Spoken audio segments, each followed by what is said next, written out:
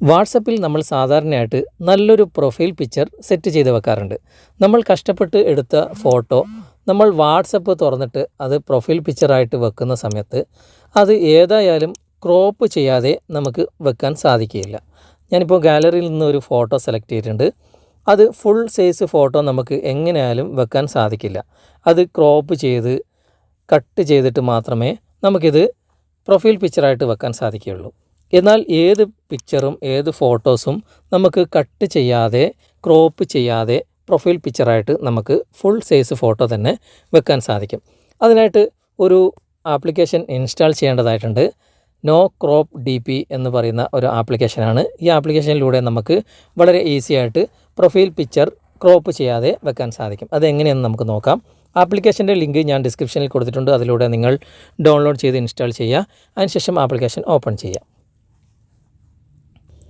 Open ചെയ്ത് കഴിഞ്ഞാൽ ഇങ്ങനെയായിരിക്കും നിങ്ങൾക്ക് കാണുക.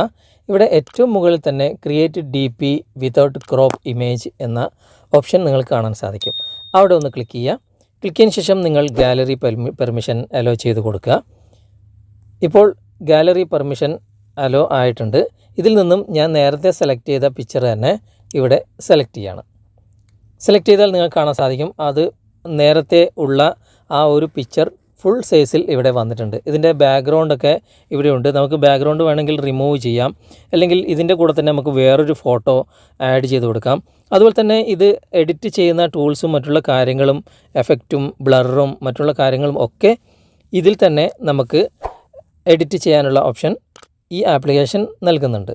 ഇനി നമ്മൾ ഇതുപോലെ സെലക്ട് ചെയ്ത് കഴിഞ്ഞാൽ നമുക്കിവിടെ മുകളിൽ സേവ് എന്ന ഒരു ഐക്കൺ കാണാൻ സാധിക്കും. അവിടെ ക്ലിക്ക് ചെയ്തിട്ട് ഇത് സേവ് ചെയ്യുക. ഇപ്പോൾ പ്രൊഫൈൽ പിക്ചർ ഞാൻ സേവ് ചെയ്തിട്ടുണ്ട്. നമുക്ക് ബാക്ക് വരാം. എന്നിട്ട് വീണ്ടും വാട്സപ്പ് തുറന്നിട്ട് നമുക്ക് ആ ഒരു പ്രൊഫൈൽ പിക്ചർ സെറ്റ് ചെയ്ത് നോക്കാം. ഞാൻ ഗാലറി വീണ്ടും ഓപ്പൺ ചെയ്യാണ്. ഓപ്പൺ ചെയ്തിട്ട് ഞാൻ നേരത്തെ സേവ് ചെയ്ത ആ ഫോട്ടോ ഇവിടെ വന്നിട്ടുണ്ട്. ഫുൾ സൈസ് ഫോട്ടോ തന്നെ എനിക്കിവിടെ കിട്ടിയിട്ടുണ്ട്. ഞാനിവിടെ ഡൺ കൊടുക്കുകയാണ്. ഇപ്പോൾ എൻ്റെ വാട്സപ്പിലുള്ള ഫോട്ടോ ആ നേരത്തെ കാണിച്ച ആ ഫോട്ടോ തന്നെ ഫുൾ സൈസ് ഞാനിവിടെ സെറ്റ് ചെയ്തിരിക്കുകയാണ്.